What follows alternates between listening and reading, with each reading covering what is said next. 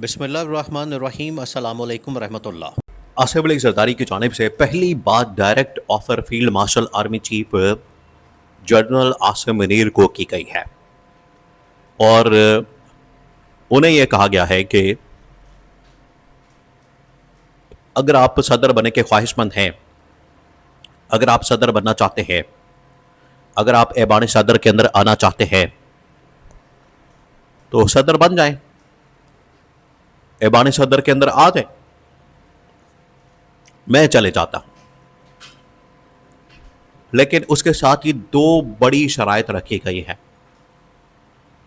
अब इस्टेब्लिशमेंट के लिए उन शराइत को मानना, कबूल करना बड़ा मुश्किल हो गया। देखिए, ये आप समझें कि अपना लूटा हुआ माल बचाने के लिए, अपनी दौलत बचाने के लिए, अपना इक़्तिदार बचाने के लिए ऐवान सदर की कुर्बानी देनी पड़ती है, तो यह छोटी कुर्बानी है। और इसी वजह से जो इनकी डिमांड्स सामने आई हैं वो बड़ी ही इस्टेब्लिशमेंट के लिए मुश्किल है कि उनको माना जाए।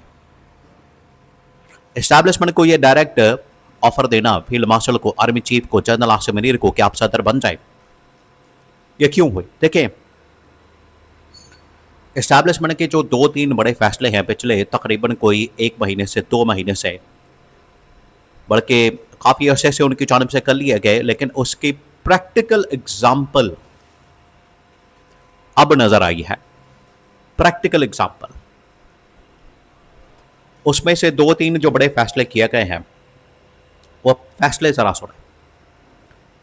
उसके अंदर पहला फैसला यह किया गया है कि मुल्क के अंदर हमने गवर्नेंस मॉडल को चेंज करना है, मुल्क के अंदर हमने सदारती निज़ाम लाना है और मुल्क के अंदर लूट मार को बंद करना है।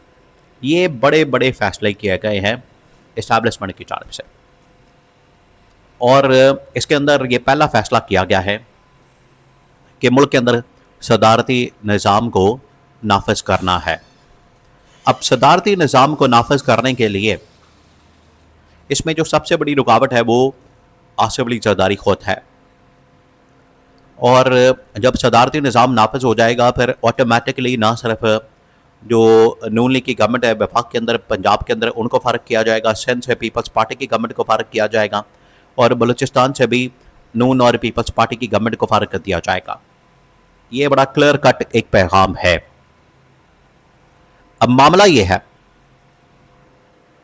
ना सिर्फ ये होगा, एक और बड़ा अहम तरीन नुक्ता इसके साथ जोड़ा हुआ, ना सिर्फ ये होगा बल्कि इनकी अकाउंटेबिलिटी होगी, इनका एहतसाब होगा और जो भी इन्होंने लूटमार की है, जो भी इनकी जानिब से माल लूटा गया है, मुल्क का ख़जाना खाली किया गया है, मुल्क के अंदर तबाही और बर्बादी फेरी गई है, वो भी वापस करें। तो ये इनको पैगाम दिया गया, ये इनको मैसेज दिया गया। अब जब इनको ये पता चला है कि सदारती निज़ाम लाने के बाद तमाम की तमाम हुकूमतों को फारिग कर दिया जाएगा और बाद में इनका एहतसाब भी होगा, इस मामले के ऊपर अकाउंटेबिलिटी भी होगी, इस मामले के ऊपर हिसाब किताब भी होगा, तो आप समझें कि ये अब परेशान हो गए हैं। यही है असल इनकी परेशानी की वजह। तो इनकी जानिब से अब ये कहा जा रहा है, जो आसिफ अली जरदारी ने ऑफर सामने रखी है इस्टेब्लिशमेंट के सामने। देखिए, इस्टेब्लिशमेंट तो इमरान खान को भी सदर बनाना चाहती है, इस्टेब्लिशमेंट वज़ीर आज़म को चेंज करके PTI से वज़ीर आज़म लाना चाहती है, या जनरल आसिम खुद सदर बन जाए और इमरान खान को वज़ीर आज़म बना दे। बहुत सारे फार्मूले मौजूद हैं इस्टेब्लिशमेंट के पास। लेकिन आसिफ अली जरदारी ने स्ट्रेट अवे 2 ऑप्शन सामने रख दी हैं। उसके अंदर यह कहा गया कि field marshal army chief general Asim Munir सदर बन जाए, वो प्रेसिडेंट बन जाए, हमें कोई मसला नहीं। अगर वो सदर बन जाते हैं, प्रेसिडेंट बन जाते हैं, तो ठीक है, सदर बन के आ जाए, लेकिन उसके बदले में हमें गारंटी दी जाए, मेक श्योर किया जाए इस बात को यकीनी बनाया जाए कि जो अकाउंटेबिलिटी है वो जरदारी ख़ानदान के ख़िलाफ़ नहीं होगी और सिंध की गवर्नमेंट को नहीं छीना जाएगा।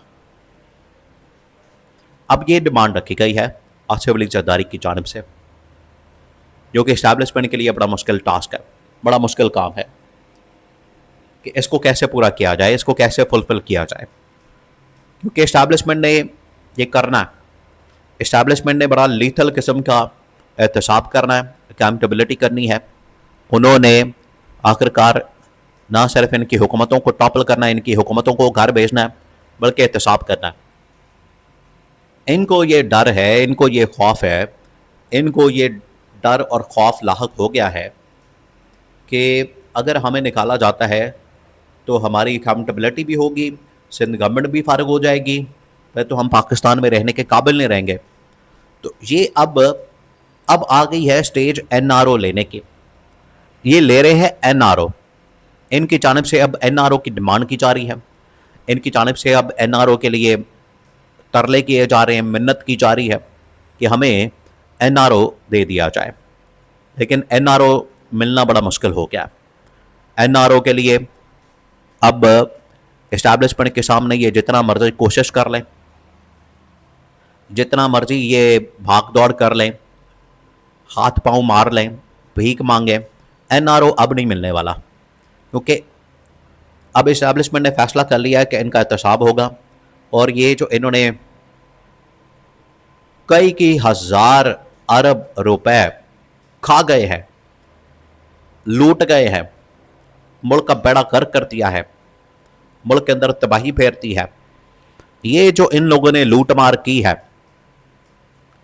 ये अब वापस किया जाए पैसा, ये इनको कहा जा रहा है। तो लूट मार का पैसा ना सिर्फ वापस लिया जाएगा, रिकवर किया जाएगा और इनके गवर्नमेंट को भी फारिग किया जाएगा, क्योंकि गवर्नमेंट के होते हुए इदारे इनके कंट्रोल में होते हैं, तो तब इनके एहतसाब करना, अकाउंटेबिलिटी करना बड़ा मुश्किल हो जाता है। तो इस्टेब्लिशमेंट ने फैसला किया कि ना सिर्फ ऐवान सदर से निकाला जाएगा, सिंध गवर्नमेंट से निकाला जाएगा, बाद में इनका एहतसाब किया जाएगा। और ये कह रहे हैं कि हमें एहतसाब से बचा लिया जाए, वहाँ पर एनआरओ दे दिया जाए। इसको सामने रखते हुए, इस पॉइंट को मद्देनज़र रखते हुए आसिफ अली जरदारी ने ये ऑफ़र दी है इस्टेब्लिशमेंट को, जैतल आसम को, कि अगर आप सदर बन जाएं, मुझे कोई परवाह नहीं, मसला नहीं, कोई फ़िक्र नहीं, आप आ जाएं, बैठ जाएं, लेकिन उसके बदले में ना अकाउंटेबिलिटी हो, ना एहतसाब हो और ना ही सिंध गवर्नमेंट को टॉपल किया जाए।